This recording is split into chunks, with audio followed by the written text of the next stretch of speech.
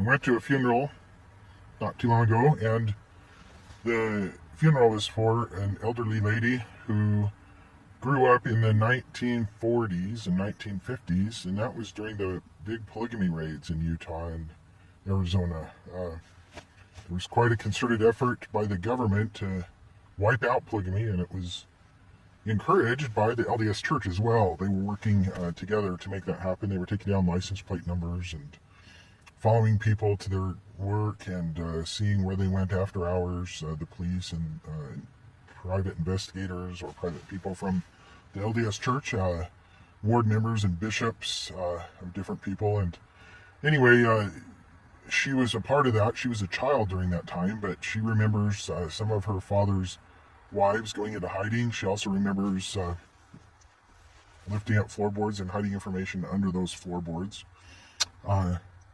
And it impacted her for the rest of her life because she was always a little bit skeptical or a little concerned about government watching her and trying to get her. She was a plural wife, and many of her family are involved in the plural marriage situations. Now in Utah, the government has made it so that it's a misdemeanor, not a felony like it used to be, which is helpful for many people. I think that it's a good thing that it's now a misdemeanor instead of a felony, because if there is abuse going on in a fundamentalist community or home, no matter where that abuse comes from, and frankly, sometimes that abuse comes from mothers and not from fathers, sometimes from siblings, neighbors, then people will feel more inclined and free to turn those types of abuses over to the law so that they can be dealt with, just like any kind of abuse is dealt with. It's not a perfect system, but I'm grateful that abuses no longer, for the most part, are being swept under the rug because of the law. It's important to have these abuses brought out into the open.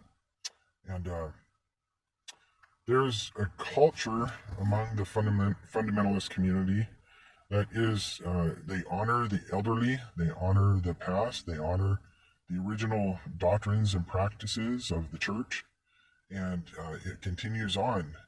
I don't think that anybody is going to ever wipe that out. What I think would happen, like it has happened before, is it will go on the underground.